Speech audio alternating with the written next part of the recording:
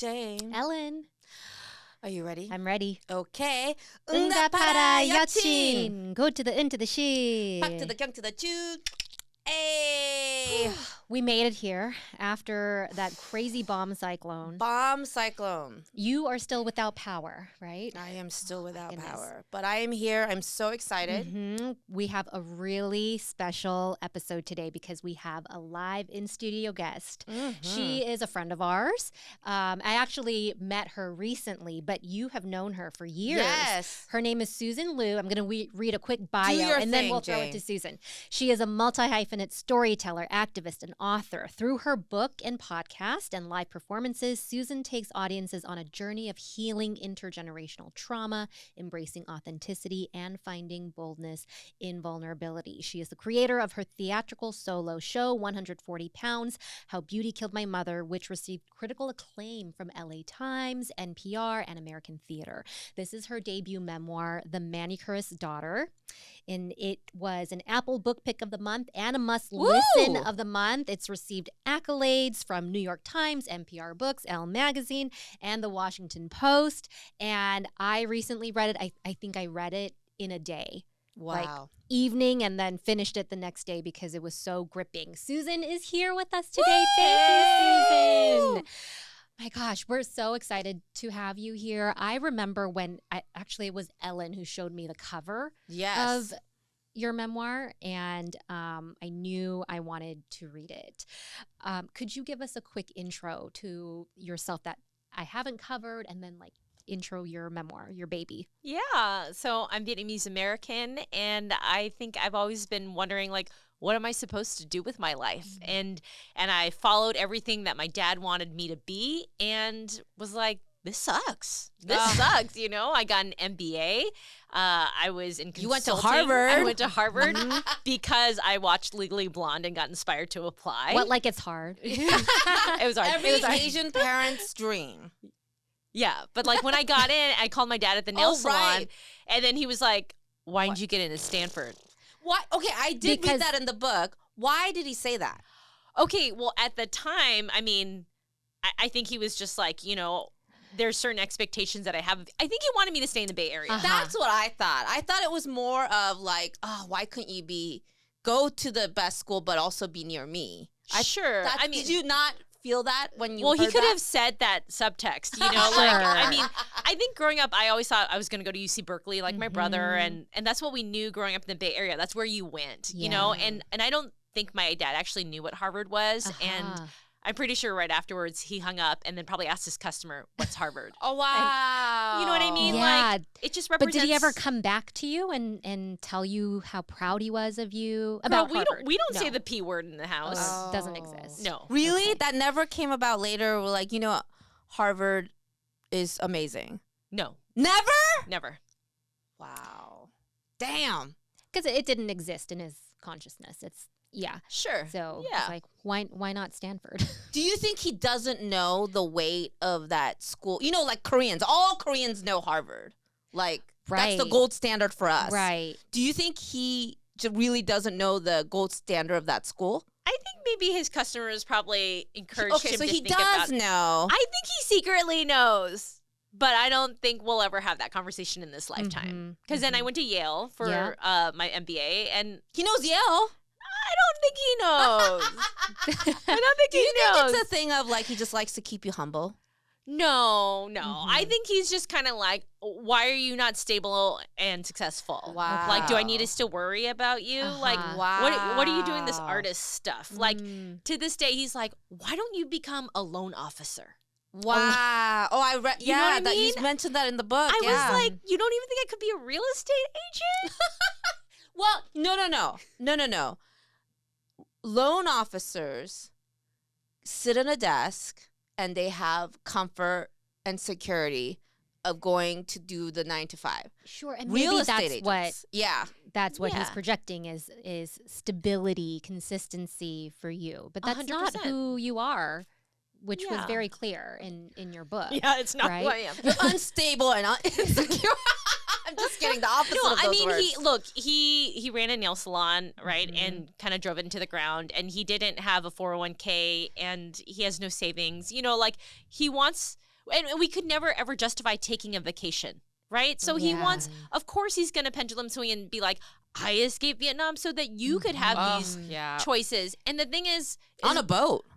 On a boat. Like, on a boat. And 5 attempts. Right. Wow. And it was the 6th one when they finally made it to the Malaysian refugee camp where my sister was born. Incredible. And we finally came over. Like, it was a series of miracles that kept happening for us. And so for me to then get into Harvard and Yale, like, that's its own miracle, right? Yeah. Then he's like, well, what are you going to do with that, right? Because he wants to give me everything that he never had. Sure.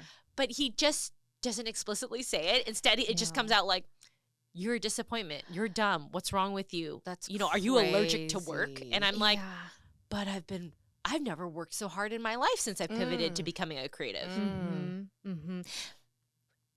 Yeah. It's not the kind of work that he had envisioned for you. But there's so much, you said, so much not explicitly stated and so much you're expected to know that's implicit, right? And the theme of beauty in this memoir and kind of on your journey of healing, what roles has beauty played in all of that? And what roles does beauty play in the book? Oh my God.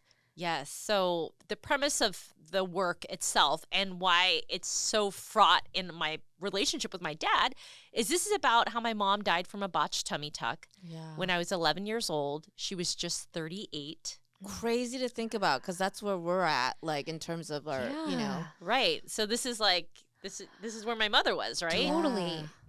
I found myself sympathizing with your mom a lot. Absolutely. We talked about both of our all the time, like where we want to lose our weight, and it's the tummy. Like that's where a lot of Asian women our age start to feel it. But do you? Your book was heartbreaking in a lot of, and what really resonated with me was imagining being 11 years old and losing your mom in that way. And as I read through the book, you didn't directly say it, but it was implied. Did you resent her for going into that surgery and taking that risk? And then as that 11-year-old child that lost your mother, it must have been so angry, that heart. Yeah. And I could feel it throughout the book. I could almost feel you not explicitly saying it at times, holding back a little bit. Like you would always justify, like, well, I know that you didn't think this would happen. Like, how could you have known? Yeah. But there's probably that part of you, right? Yeah. There was so much secrecy and shame around her death. Like, for a long time, I didn't know what happened. We just used the word stomach surgery. I didn't know it was a botched tummy tuck. I didn't know that the doctor was on probation, had 24 lawsuits against him, didn't have malpractice insurance. Like, there was so much not stated. And I think what I say in the book is she really died for me when we were just never allowed to talk about her ever again. And to this day, my family has never had a conversation still about her. Like, oh no. Oh, no. wow. We don't, like, where were you on that day? Are you okay now? How did you grieve or not grieve? Like, it's been almost 30 years, guys. Wow. Those are really hard conversations to have. I'm thinking about my family, and it's hard to have. It's really hard to say, are you okay? Like, my grandpa passed in June, and Ellen knows this. My family traveled back from Seattle to California briefly to say our final goodbyes, which was just a privilege, right? He was in hospice care at the time. But my dad and I had a moment, and I felt very strongly that I should comfort him, but I didn't have the words. So There's I just so many said, moments like that in your book you- that resonate with that. Yeah. Are you okay? And he said, I'm fine. And I said, oh, wow, that's how I respond. and I thought, this is probably the only time we're gonna talk directly about this. And this, your mother's death, was just a lot more traumatic and a lot that you had to really painfully dig and do detective work. Right. for me, one of the most heartbreaking things that you learned was that one of your brothers was there serving as interpreter to your dad when he's 19 and just trying to like my mom loses oxygen to her brain. And usually after 4 minutes without oxygen, you have permanent brain damage. And the doctor waited 14 minutes before he made the 911 call, and then the EMT came to resuscitate her. She goes into a coma, and after 5 days, she flatlines. And so at the time, my 19-year-old brother was basically translating for my dad, trying to explain what's going on, what is the chart saying, and what should we do? Should we pull the plug? And you probably haven't had a conversation with him about what that experience was like for him. My brother only mentioned this to me when I was writing the show, and the show was going to debut about a month later. And which show was this? This is 140 pounds. And he was just like, "Oh, I pulled the plug on her," and I wouldn't change anything, and I'm not mad at the doctor. And this is casually, he's just making some morning like kanji, and I'm sitting there being like, "Oh, can I start recording on this? Can I write this down? Can I put this in the show?" But he said it so casually, and yet he's been holding it on, and that's been his secret for a long time too. Is he a father? Yeah, he has 3 kids. Okay.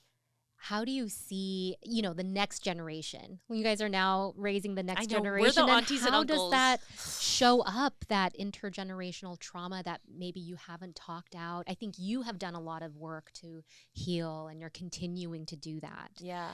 But what about for your siblings? Yeah, it's a funny thing. Like, so I have done therapy. I've been in therapy for like on and off for 20 years.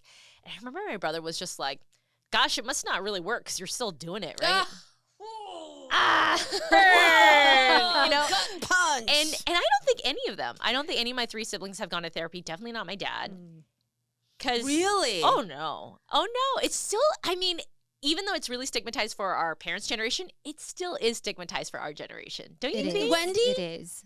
No. Yeah, Wendy.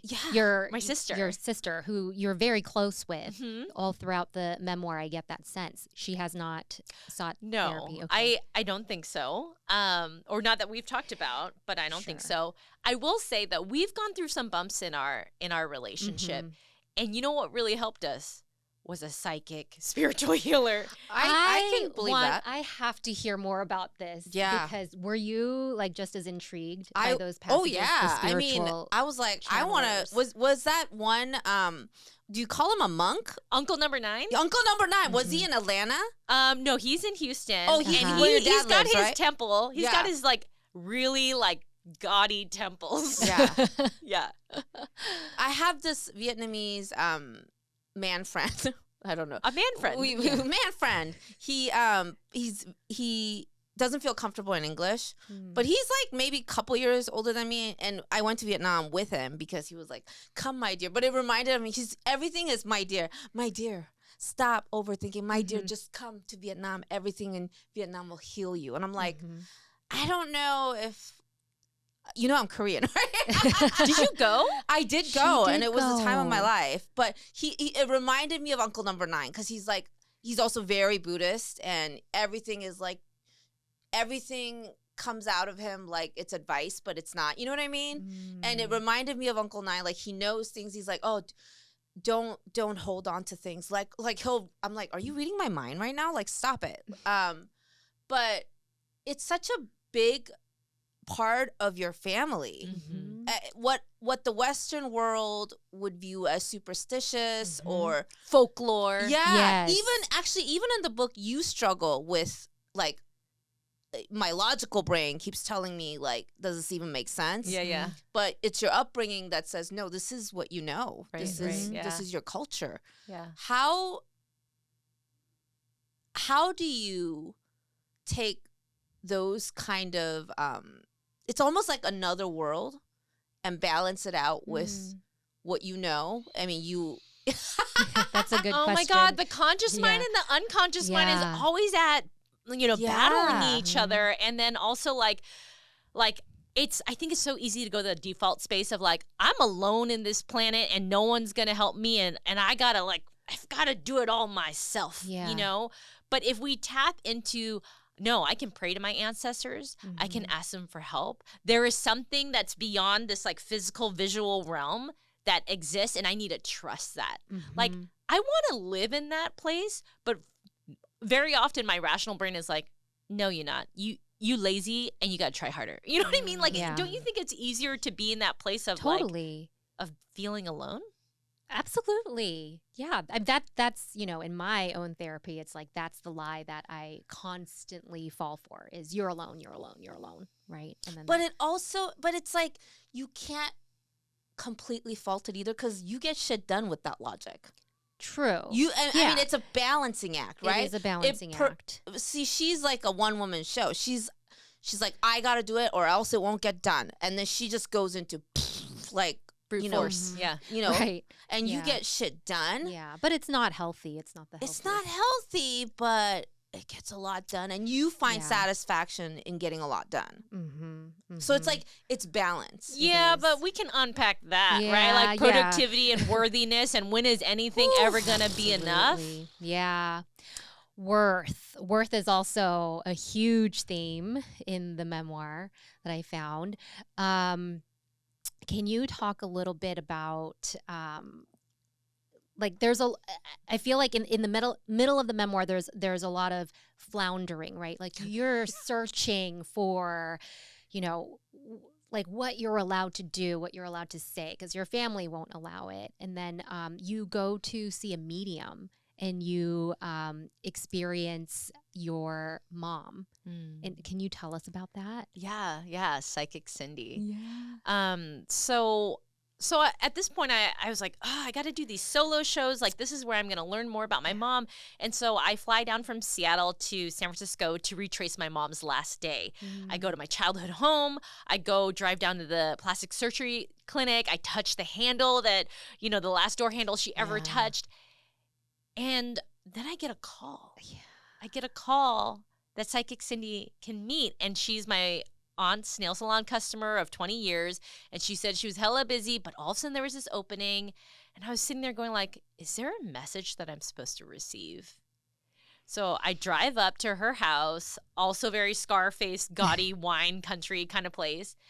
And when I go see a medium, I confirm that my person's on the other side. You know, I think it's very easily to be manipulated to be like, do you love me? Do you miss me? And they're like, yes, right. she is him. She loves and misses you. Right. And then you're like, yeah, you know, because of course we want to get that reassurance. Sure. Yeah. But also you should have validation and ask very specific questions that no one else would know except the dead person. Yes. Oh, And this then- is really good You know what I mean? advice. Yeah. Or tips. Well, Yeah. I was shocked that Cindy was white. I know.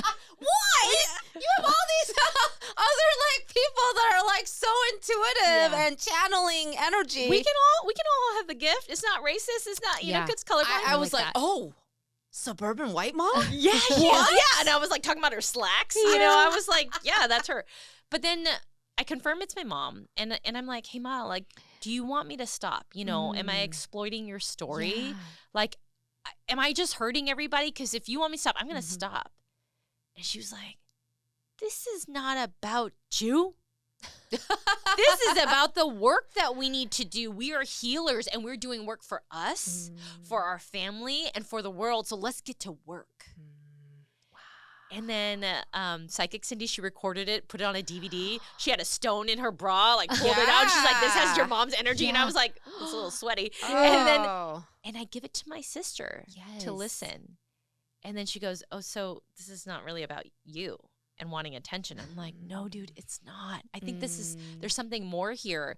And she shares it with my brothers and my dad, because I also asked my mom for business advice for everybody. Yeah. And my sister's this bridge where then she's like, okay, well, let me go to your next show. Let me see what this is all about.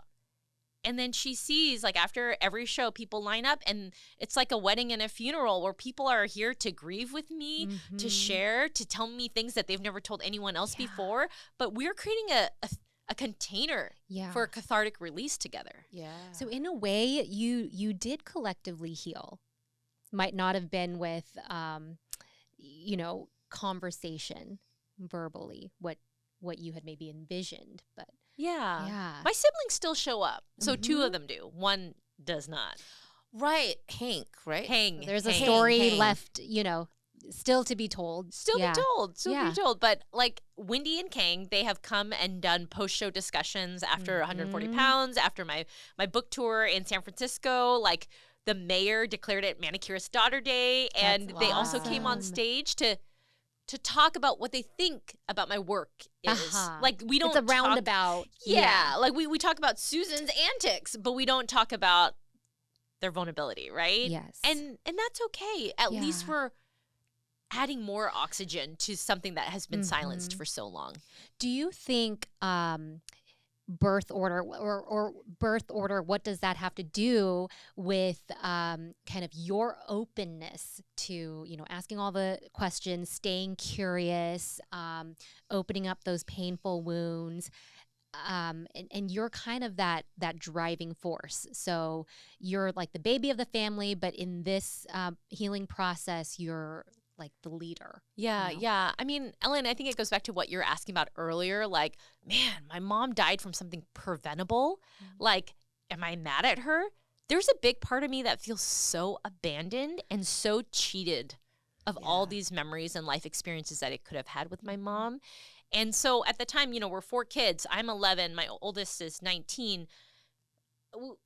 I just was like, you guys have more memories. Right. Just share Tell me me. those memories. Yeah, just tell me Yeah. them. And we were just in Mexico a few months ago, and I was like, because my sister-in-law was like, what's your end game, girl? Like, when are you going to be done with this? And I was like, Done with. I don't know what Yeah. this was. I was like, I just want to remember her. Yeah. And I just want to know more memories, guys. Mhm. And my sister was like, there aren't any more memories. Wow. Wendy? Yeah, yeah. Wow. She was like, You she- already know everything there is to know. yeah, and I was like, really? Come on, guys, I was 11. And you know how memory is? It's like so Yes. muddy, Oh, right? yeah. And I was sitting there going like, and then my brother was like, they were working all the time. There weren't any other memories. They were just working. They were busy, okay? And it was just like cut off, and it was like margarita time after that. And I was just like, what? Like, you think like, now we have kids, we have different perspective. We should remember the past. We should keep memories alive. And yet it's like, there are still some very tender places that you cannot touch. I think for a long time I was angry at them, being like, you're withholding the very thing that would give me closure. Like, why are you doing that to me? Why are you so mean? And now that I have a kid, I'm kind of like, oh shit, this is what your best looks like. And as much as I have my own demons that I'm working with, so do you. Yeah. You're protecting yourself, and this is the best that you can do right now, and I'm going to respect that. And this is your indirect boundary that you're giving me. Like, I'm kind of like, I really want explicit boundaries. Sure. I'm not going to get that with them. I get it's indirect, and I get that they're protecting themselves, right? Like, yes. I have done a lot of personal growth stuff. I've been in a cult. I do sweat lodges, silent meditation retreats, Burning Man with a ride from a guy on Craigslist. Like, I did it. I'm doing it. And I feel comfortable to ask these questions, right? Like, I feel like that's going to serve me. But it's not going to serve them. And that's where I have to respect that boundary. That's a really good point. Yeah. Because the way you're describing it, the other siblings, the way they move, it seems, could it be, just posing, as I'm listening to you, could it be that their way of processing is just like your ba, like we move on, or we got to keep it moving. Like, that's how we cultivate who we are. And in their way to heal, well, I love the line, when we feel, we heal. But I mean, as someone who has gone through a lot of trauma, I sometimes very resent feeling. Oh, Maybe yeah. some people don't Yeah. need to feel. I to can't heal. be there. Uncomfortable. But I can't It's uncomfortable. be there too long for me personally. Like, I realize if I am there, I can sink. And when I know that about myself, I have to get out. I have to be able to come up for air. And I think every person's journey with their feelings, with their what they can handle, is so personalized. And it seems like a lot of your siblings adapted your parents' immigrant survival mode tactics of just like, we got to keep it moving. What's done is done. We keep going now. And you are sort of the exception in the family where you are not afraid to sit with your feelings and allow. You want to turn over every stone. You want to know you don't want any shame hidden anywhere. You want every secret out and give that no power. You want to hold it. And because I think you grew up with the most shame in terms of not having that connection with your mom as you desired. So there's no right or wrong, right? It's just the individual process of each person is so mapped differently. And it's just surprising how different you are from your siblings, it seems. And that's maybe where, like, the disconnect. But it's not any less love. It's just different, right? Yeah. Ellen's basically saying you're a black sheep. And I'm like, yeah, I know. And I say that as a black sheep myself. I'm completely cut off from my family. I don't even, I mean, luckily me and my brother, who's 7 years apart, we now have somewhat of a relationship, but I've let go, and I don't hate them. I just want them to be happy. I want me to be happy, but our happiness looks so different. Yeah. I think that's the biggest struggle I've gone through with this book is just, how do I love my family and love myself? Yes. You know what I mean? Because for a long time, I just was obedient and trying to just get their approval, do everything I'm supposed to do. And then I'm like, where am I? Yeah. How am I feeling with that? How's that working out? That's not right. you. Yeah. And so I had to carve my own path. But talking to you about like feelings and, you know, like everyone has limits and like there's boundaries, or like, am I going to be okay if I unleash them all? Yeah. What I want to say to that is that you pay the tax somewhere else. You pay so we can deny it, right? We can be in a state of denial and like look away, do something else, and I'm like, cool, the body keeps the score. Where's that trauma gonna go? It's gonna come out in our dysfunctional behaviors, in the relationships that we hang on to too long, or toxic behaviors that we might engage in, right? Like everyone's got their vice where they go to for this comfort, or where they go to numb. So at the end of the day, all I could do is stop finger pointing at everybody else, being like, you're withholding this from me. You're the reason why I'm not having closure. I had to point at myself and take care of myself and do my own healing work, irregardless of what they were going to do. Right? And so I had to have ownership with my own healing journey around it. But my fear is that when people don't shift, they pay the tax somewhere else. And do you think that as much compassion and empathy as you have for other members of your family, they have that now for you? Mom's a word, baby. I mean, I just feel like they're still they're not emotional, they're not vulnerable, but it's still about action, right? It's still, it's the immigrant way. And so guess what? We still show up. We're going to have Thanksgiving together, and we throw down with like a lot of food and drink, right? Like we have extreme indulgence. It's our 5-day sleepover. Like we still show up through action, but maybe not through words, which is still this like, it still makes me feel a little incomplete in that way. I hear you. And I wonder if it's like our Americanness or what, because I also see that actions speak louder than words, and I haven't always been satisfied with that. I think growing up, I realized, well, as a grown-up, I realized how fooled I was as a child, thinking my family was this great, big, extended, happy family because we did all the things, all the holidays and celebrations. But then as I got older and became aware of some of the dysfunction and broken relationships, it was like, why don't we act that way then? No, and now I've come to realize that's maybe not a bad thing. It's like in our own way, showing up and being together when you still have all these things that you haven't worked out. But there's also this romanticizing in Asian culture of like holding in your feelings. As much as I even in freaking Korean dramas, right? The biggest obstacles in any storyline is that this person was hurting deeply, but they didn't want the other person to know.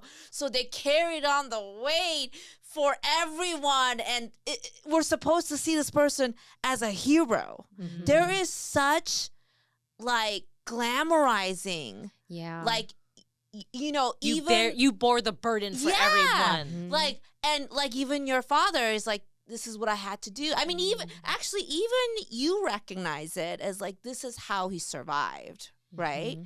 So it was the only way for him to get through it. Like through all those, because like no sane person could get through all that trauma with being expressive. I truly do believe that. Like, you it's almost like you shut down that part of you so you can feel less to survive. You're on survival mode. And now that we're at a place where like you can let down now, you've held so tightly for so long, you lose how to do that. And this is actually what I tell somebody that asked me, like, but your parents made it. They came to America, they lived a better life, and da-da-da. And I'm like, but do you know what price they paid? Mm-hmm. We no longer talk to each other. We no longer have kinship. We no longer feel. Mm. It's like you talked about the tax. Mm-hmm. My parents paid, and I tell people this, the American dream, yes, to Koreans in Korea, there's people still that will envy them for living the American life, and you know their children are not in the grueling work machine in Korea, so therefore we're success. But the reality is I don't talk to my parents.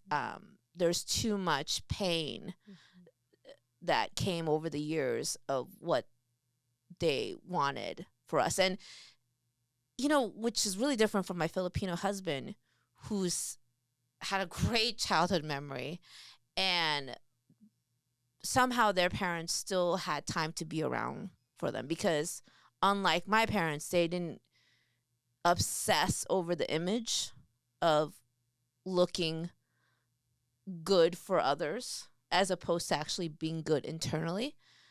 But all that to say, you know, once you get so set in that way, it's like you can't loosen the grip, you know, because you're so clenched tight and you can't let go. Yeah. It's heartbreaking. Yeah. And your book really touches on all the aspects that I greatly understand. Not just the experiences of our immigrant parents, but what we carry as children. Yeah. I think, Susan, you put in a lot of work. I mean, this is just, you know, one physical manifestation of all the work and effort you put into it. But, you know, reading this, I thought, like, yes, I have pain and things that I would want to work through, but I don't think I would have the tenacity or the vulnerability to keep going and to like dig. You know, I'm very much like I'm the oldest in my family, oldest of 3 kids, and I'm very much like everybody does their own work. Jane, I think I'm you're not Wendy. good at checking in. No, bingo. I mean, I told Susan this. Yeah, I think you're Wendy. I did relate very much to Wendy, you know, and it's like, yeah, you know, maybe I had that protective instinct like when we were under the same roof, but now as all like distinct individuals, it's kind of like, you know, I'm like your older siblings, you know, and there is that kind of there is something protecting to that birth them, order. but also protecting myself, you know. There are things that were told to me in confidence that weren't to my siblings. And it's like, okay, that's mine to hold. I don't know how long. Like, I'm hoping like I'll know, right? Yeah. So I just really appreciated reading through your story and having those, making those connections. So it was a very, very healing reading experience. It's very, very raw and honest. So I so appreciate that. I guess I have a question about how you now navigate, as a mom, everything that you had to work through. Yeah. Your 11-year-old self. Yeah, I mean, so much of all of this is like, what can we not do with our parents? What do we now have control with our kids to do? And how can we be different and change, right? Yeah. So that's really where all the opportunity is, right? Even though we've gone through so much of that pain alone. And so for me with my kid, there's two big things. The first one is the F word, feelings, right? Like, okay. It's kind of like at home, like growing up, if we even ever heard the F word, it was like, I feel like you're done. I feel like, what's wrong with you, right? Like, it was not like, let me do an I statement and be vulnerable and check in and like have really great communication tools, right? And for me, I was denied feelings for so long. Yeah. They were repressed for so long. And even when I had them, they're like, you're stuck living in the past. You're bringing pain upon the family. Why are you doing this? You're trouble. It's your fault. Like, that's the baggage I'm still undoing in therapy, where I'm like, am I in trouble? When anyone ever texts me like, hey, can you talk? I think I'm in trouble. I think I'm in trouble every single time. And my stomach goes every time, right? And so I'm like, okay, with my kid, allow him to have his feelings. You feeling upset? Like, let's find the word. Is it upset? Is it mad? Is it? And allow him to have it, and then allow him to regulate, and then let's find some solutions, like make some good choices in life, right? That's like, great. I just felt like we never had those different stages. It was just like, none, like, shut up, go to your room. Don't cry. Like, suck your tears back into your eye ducts. You know what I mean? You're like, like, I felt like that was the expectation around feelings. And so for my kid, I think a successful human is knowing how you feel and asking for what you want or making a different choice. Like, that makes you a very competent, successful human. And I think most adults cannot do that. No. They do not know how they feel. Instead, they're going to take a couple more shots of tequila, or then they're going to keep scrolling for 4 more hours. You know what I mean? Because they can't even process how they're feeling. No. So I'm trying to help that with my kid, allow him to have those things. And he's a boy. So like, we're growing up in this toxic masculine society, and I want him to allow him to have them and always like make a different choice. Like, when I drop him off at preschool, I'm like, make it a great day, Art. And he's like, okay. I was like, you're in choice. He's like, I'm in choice. So that's the first one. Yeah. And then the second one is around body. Because I felt like we haven't talked enough about body. Oh, yeah. Oh my gosh, yeah. I felt like my body was communal property in my family. To comment on. Oh, to yeah. Like, I grab. was like the fat one. And it's like, no, actually, guys, Sorry. I was born in America, so I wasn't actually malnourished. Like, to be honest. And after all the reading I did with all the depositions, I found out actually I am a cookie cutter image of my mother's body. Wow. Right? Yeah. But at the same time, I mean, once I stuck up for myself, I told my brother, I was like, can you not talk about my body? He's like, what's the big deal, sis? We've been making fun of you all our lives. And I was like, #man. And then I was sitting there going like, my body has determined my worthiness since I was a kid. Yeah. And a year after my mom died, I was reaching for a second bowl of rice, and my dad and my aunts were like, whoa, don't eat more, because if you eat more, you're going to get too fat. If you're too fat, no one will love you. Then you won't get married. Then you'll die alone. I'm 12. Right? Also, mom died from a botched tummy tuck. Like we weren't connecting the dots. No. I know that really surprised me. I could only imagine what that's like for you. But which brings me to a question, because I think when you're working on a book, especially in this written format, and eventually you reach the last page, so there has to be some sort of like wraparound, right?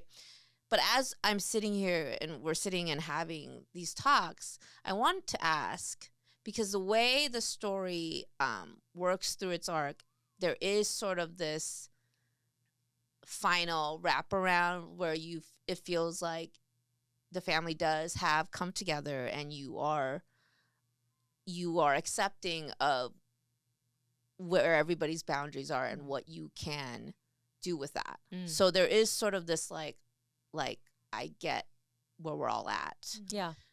But in real life, because when you can't package it nicely in a book, how does it look? Is it as, because they say grief is not linear. How is real life for your siblings and you, and where you are right now? Yeah. Family's complicated. Mm-hmm. And if you want to do personal growth work, if you want to see where you're at, a litmus test, you just see how much can you share with your family? How much can you communicate with your family? Like, what's comfortable? Can you ask for what you need? And it's like, sometimes the answer is a no, right? Yeah. And so what I'm trying to say is, like, with my dad, we're at neutral to positive. Yeah. Now, remember, my dad doesn't want to talk about the past. And even when I was researching for the book, I was like, hey, why did Ma choose the name Jennifer? Why did she choose my name to be Susan? Boom, emotional landmine, like, hang up the phone. Yeah. You know what I mean? Like, it was like, I thought these were actually easy questions, and then they were not. Yeah. So with my dad, we pretend that the book and show never existed. Wow. Yeah, we don't talk about it. But he sent you that picture to put in the book. I know. It was great. It was a good photo. Yeah. That's really, just the kind of dichotomy of right. Like, how is he going to feel today? Right. Yes. Like, he's older. He's 70 now. And he doesn't want me to talk about the past. And it's kind of crazy because this book is my life, and I'm a storyteller on intergenerational healing, and he don't want to be a part of that. How my husband and I do math a lot. We met at business school. And he said, Susan, you need to understand two things. Number one, you're not going to get the approval of your elders. Your dad, my mom, is not going to happen. And I'm like, I know, but I'm still pining. Like, I kind of want it. Always I'm wanting it. And he's like, so you need to accept that. And I was like, oh. And then number two, he's like, do you think you can accept that? Can I accept that? Yeah. God, I've done so many meditation retreats around this. Oh my God. I'm always doing like meta, like loving kindness energy to me and to them, and just like hoping that we can get to this place. I think I'm much better than I was 10 years ago. I don't know if I'm also just beat down by parenthood, and I'm just like, it's low pri now. Like, there's like other high pri things, and there's only so much RAM I have in my brain to do things. But with that math, how many more times am I actually going to see him in person? Yeah. You know what I mean? He lives in a different state, and we travel sometimes. Wait, what's number two? What's there number was two? One. Number one was I'm never going to get their approval. And number two is we need to do the math of the number of times we're going to see our parents again. Number two. Wow. And given that, how do you want to be? How do you want to exist in that? This is what your husband told you? What do you? Very pragmatic. He is so mathematical. He's so rational, like, to a fault. Like, I'm always like, oh, he works in tech, and I'm always like, same. Oh my God, I totally understand that. It's it's a privilege to be that way, right? Yeah. So anyways, he was just like, be realistic about that, and then figure out how you want to show up, and like, is it going to be Full House? Is my dad going to be Danny Tanner? We're going to hug each other and love each other and like have the nice wrap up at the end of every episode? No, we're not. Yeah. Does it pain me that the distance of how I see myself and how he sees myself is still oceans apart? Yeah, it is. Like, I want him to know me as I know myself, right? But the thing is with trauma, we freeze each other in time from when we were most hurt from those people. And for a long time, I kept my dad frozen as my dad I knew in high school, and he kept me frozen as this disobedient girl that never listens to him. And I think as I crossed that chasm of becoming a parent, I finally allowed him to thaw, right? I finally allowed myself to be like, wait, if I can evolve and change as an adult, and I am always growing and thriving and evolving, why can't he? And so I had to let that go. You know what I'm Yeah, saying? Because yeah. my inner child was so hurt, and I wanted to grip onto the thing that I knew, even though it was so painful. But now I'm like, no, I gotta thaw out my dad, let him evolve. And also, like, he gave me his indirect boundaries. So, all right, you don't want to talk about something very big in my life? Let's talk about something easy. Let's talk about my kid and his glasses. Yeah. I mean, I can tell you both have a deep love for each other, just in the way that you gave yourself that mantra when you go to see him. I have limited time, so I want it to be quality time. The way that he asks you beforehand, what do you want to eat? How does this menu look? It's moved by all those little details. You know? So it does come out, Susan. And I think you both are doing the thing in your own way.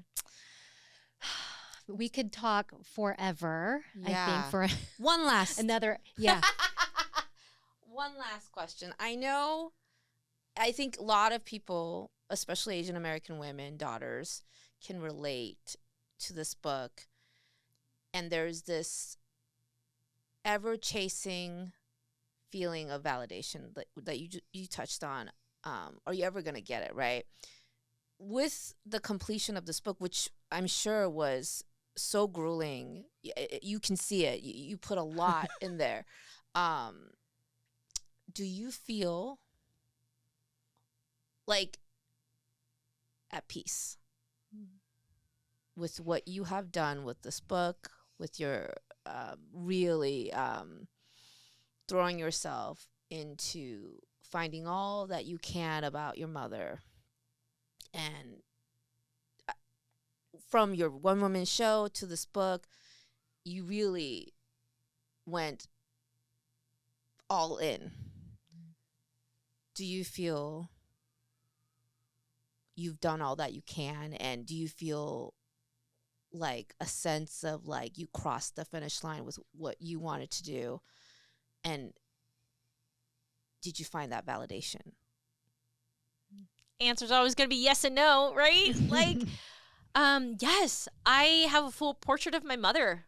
She's very alive in my life. Beautiful. I talk to her sometimes. I got an altar of her in my office. We kick it, like, and I feel like, honestly, I look back and I'm like, I got the golden ticket so many times, like to get the book deal, like to take the show on tour, and people showed up. Thousands of people showed up. Like, when I look back on it, I was like, this was not just my own work, man. No. Like, I feel like she hella helped me out. Okay, so I want to put that there where, in terms of the closure I have with my mom's death, because for a long time, death anniversaries, her birthday, like I was just so numb. I just pretended like it was another day, or whenever anyone be like, so what do your parents do? What does your mom do? And then I would just like burst out crying, like that doesn't happen anymore. I can tell her story. I can tell our story, and it's beautiful and it feels good in my heart. And I do see a transformation with my two other siblings that there is this, that she is more alive in our lives than ever before. That is wonderful. Yeah. You know what I mean? That is the kind of success that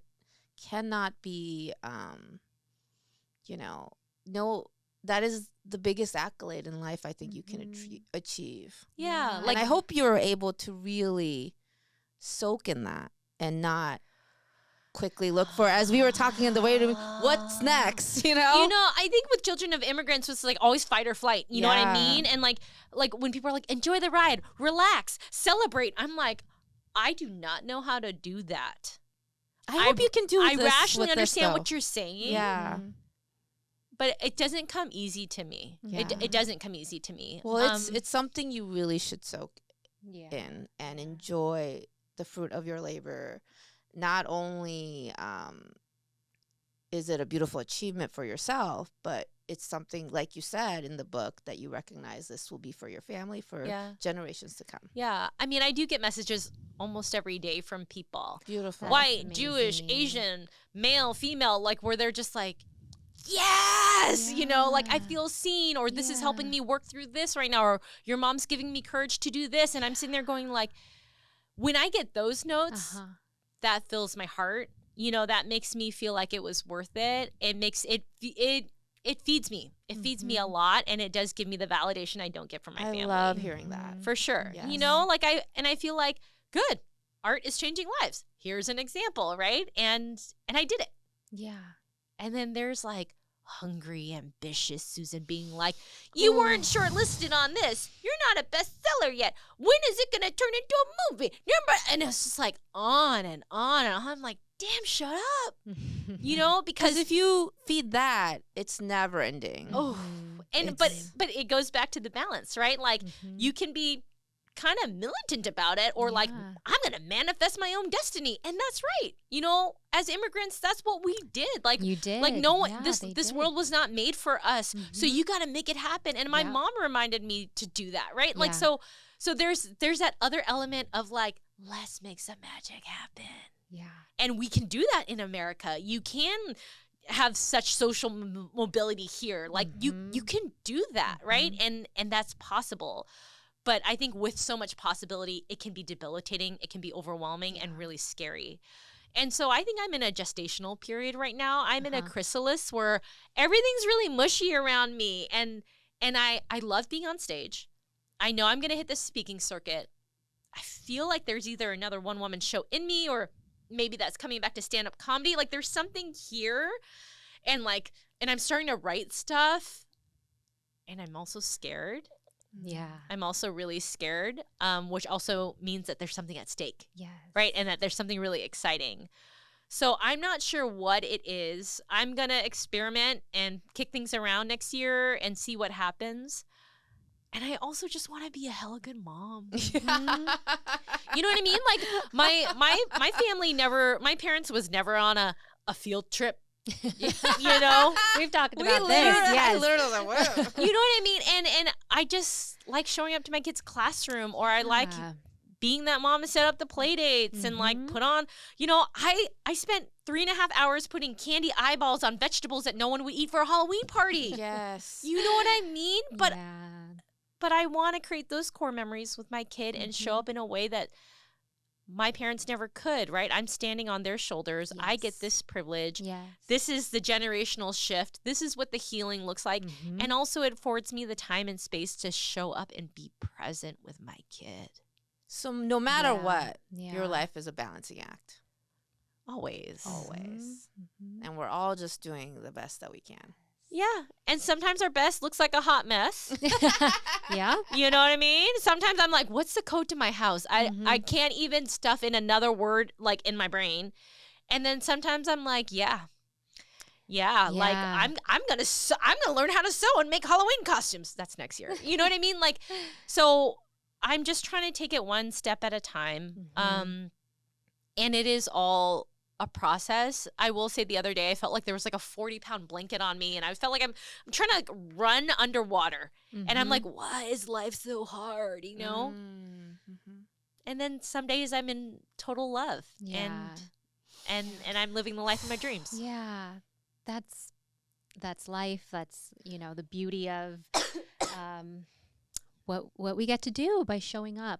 And thank you so much for being here, Susan. We're going to post everywhere that you can find Susan. She has a podcast that she co-hosts. It's called the Model Minority Mom Podcast. And then the Manicurist Daughter. Be sure to check it out. Beautiful book. Thank you. That was a really healing hour. Yes. Thanks, friends.